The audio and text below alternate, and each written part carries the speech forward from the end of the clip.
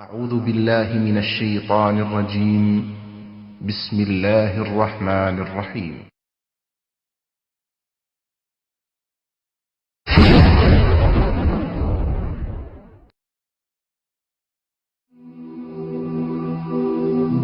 মৃত্যু এমন এক বাস্তবতা যার থেকে কেউ পলায়ন করতে পারবে না।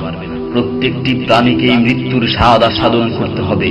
আল্লাহ তাআলা পবিত্র কালামে মাজিদে ইরশাদ করেন, কুল্লু নাফসিন যায়িকাতুল মাউত, প্রতিটি প্রাণী ওই মৃত্যুর স্বাদ আস্বাদন করবে। কুল ইন্নাল মাউতাল্লাযী তাফিররুনা মিনহু ফাইন্নাহু মুলাকীকুম, হে নবী আপনি বলে দিন, মৃত্যু যার থেকে তোমরা পলায়ন করছো সে অবশ্যই তোমাদের সাথে সাক্ষাৎ করবে। আইনামা তাকুনু ইউদরিকুমুল মাউতু ওয়ালাউ কুনতুম ফি বুরুজিম মুশাইয়াদা, তোমরা যেখানেই থাকো না কেন মৃত্যু তোমাদেরকে পাকড়াও করবেই, যদিও তোমরা সুদৃঢ় দুর্গে অবস্থান করো।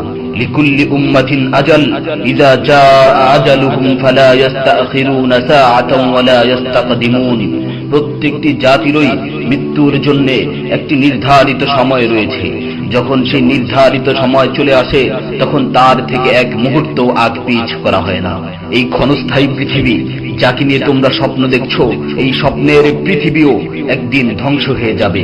কিয়ামতের সময় যখন নিকটবর্তী হবে তখন আল্লাহ সুবহানাহু ওয়া তাআলা নিজের দায়িত্বপ্রাপ্ত ফেরেশতাকে সিংহায় ফুৎকার দেওয়ার আদেশ দিবেন।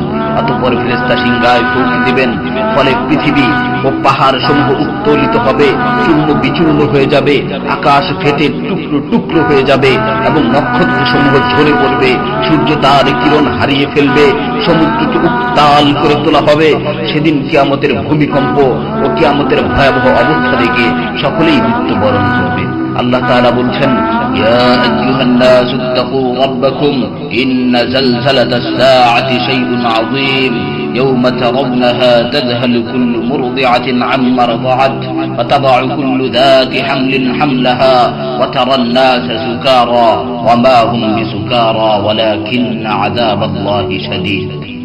হে মানুষ, তোমরা তোমাদের প্রতিপালককে ভয় করো, নিশ্চয়ই কিয়ামতের প্রকম্পন এক ভয়ঙ্কর ব্যাপার।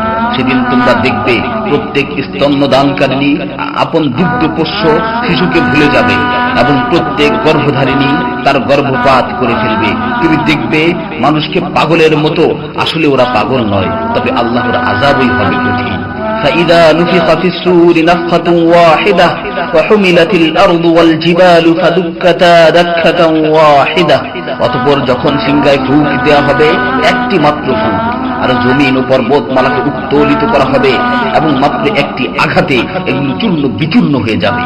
ইযাস সামাউ ফাতারাত ওয়া ইযাল কাওয়াকিবু ইনতাসারাত ওয়া ইযাল বিহারু ফুজ্জিরাত ওয়া ইযাল কুবুরু বু'সিরাত আলিমাত নাফসুম মা কদ্দামাত ওয়া আখখারাত, যখন আসমান বিদীর্ণ হবে, আসমান ফেটে টুকরো টুকরো হয়ে যাবে, আর যখন নক্ষত্রগুলো ঝরে পড়বে, আর যখন সমুদ্রগুলোকে উত্তাল করে তোলা হবে, আর যখন কবরগুলোকে উন্মোচিত করা হবে, তখন প্রত্যেকেই জানতে পারবে সে আগে কি পাঠিয়েছে এবং পরে কি পাঠিয়েছে।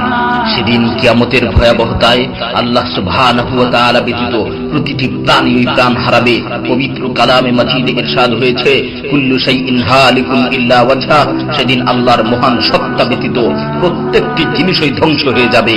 কুল্লু মান আলাইহা ফান ওয়া ইয়াবকা ওয়াজহু রাব্বিকা যুল জালালি ওয়াল ইকরাম, সেদিন জমিনের উপর যা কিছু রয়েছে সবই ধ্বংস হয়ে যাবে, আর শুধুমাত্র মহামহিম ও মহানুভব আল্লাহ সুবহানাহু ওয়া তাআলাই বাকি থাকবেন।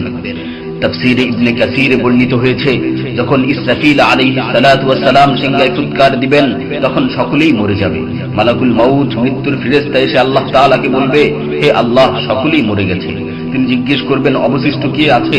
উত্তর দিবে, হে আমার রব, আপনি, আর আপনি তো হলেন চিরঞ্জীব। এছাড়াও বাকি রয়েছে জিবরাইল, মিকাইল ও আরশ বহনকারী ফেরেশতাগণ। আল্লাহ তাআলা বলবেন, জিবরাইল ও মিকাইলেরও মৃত্যু হওয়া উচিত। মৃত্যুর ফেরেশতা মালাকুল মাউত বলবে, হে প্রভু, জিবরাইল ও মিকাইলও মরে গেছে। আল্লাহ তাআলা জিজ্ঞাসা করবেন, এখন আর কে বাকি আছে? সে বলবে, এখন আমি বাকি আছি ও আরশ বহনকারী ফেরেশতাগণ বাকি আছে। তখন আল্লাহ তাআলা বলবেন, আরশ বহনকারীদেরকেও মরতে হবে, তারাও মরে যাবে। আল্লাহ তাআলা আবার জিজ্ঞাসা করবেন, এখন কে বাকি আছে? মালাকুল মাউত আজরাইল আলাইহিস সালাতু ওয়াস সালাম বলবেন, হে আমার রব, এখন আপনি বাকি আছেন এবং আমি বাকি আছি। তখন আল্লাহ তাআলা আজরাইল আলাইহিস সালাতু ওয়াস সালামকে বলবেন, তুমি তো আমার মাখলুক, সুতরাং তুমিও মরে যাও। তিনি তৎক্ষণাৎ মরে যাবেন এবং শুধুমাত্র আল্লাহ তাআলাই বাকি থাকবেন। অতঃপর আল্লাহ সুবহানাহু ওয়া তাআলা জমিনকে ভাঁজ করে ফেলবেন এবং তিনি 3 বার বলবেন, আনাল জব্বার, আনাল জব্বার, আনাল জব্বার, আমি প্রতাপশালী, আমি প্রতাপশালী, আমি প্রতাপশালী। অতঃপর তিনি 3 বার জিজ্ঞাসা করবেন, লিমানিল মুলকুল ইয়াউম, লিমানিল মুলকুল ইয়াউম, লিমানিল মুলকুল ইয়াউম, আজকের রাজত্ব কার, আজকের সার্বভৌমত্ব কার, আজকের আধিপত্য কার? জবাব দেওয়ার মতো কেউই থাকবে না। তিনি আবার উত্তর দিবেন, লিল্লাহিল ওয়াহিদুল কাহ্হার, আজকের রাজত্ব, আজকের সার্বভৌমত্ব, আজকের আধিপত্য, পরাক্রমশালী একমাত্র আল্লাহ। ইবনে ওমর রাদিয়াল্লাহু তাআলা আনহু হতে বর্ণিত অপর এক হাদিসে ইরশাদ হয়েছে, কিয়ামতের দিন আল্লাহ সুবহানাহু ওয়া তাআলা আসমান জমিনকে ভাঁজ করে নিজ হাতে গুটিয়ে নেবেন। অতঃপর বলবেন, আনাল মালিক, আনাল জব্বার, আনাল মুতাকাব্বির, আমি বাদশা, আমি প্রতাপশালী, আমি অহংকারী। আইনা মুলুকুল আরদ, আইনাল জব্বারুন, আইনাল মুতাকাব্বিরুন, দুনিয়ার রাজা বাদশারা কোথায়, দুনিয়ার প্রতাপশালীরা কোথায়, দুনিয়ার অহংকারকারীরা কোথায়? তখন আল্লাহ তাআলা সুউচ্চ কণ্ঠে 3 বার জিজ্ঞাসা করবেন, লিমানিল মুলকুল ইয়াউম, লিমানিল মুলকুল ইয়াউম, লিমানিল মুলকুল ইয়াউম, আজকের রাজত্ব কার, আজকের সার্বভৌমত্ব কার, আজকের আধিপত্য কার? অতঃপর তিনি 3 বার উত্তর দিবেন, লিল্লাহিল ওয়াহিদুল কাহ্হার, আজকের সার্বভৌমত্ব, আজকের রাজত্ব, আজকের আধিপত্য, প্রতাপশালী একমাত্র আল্লাহ সুবহানাহু ওয়া তাআলা।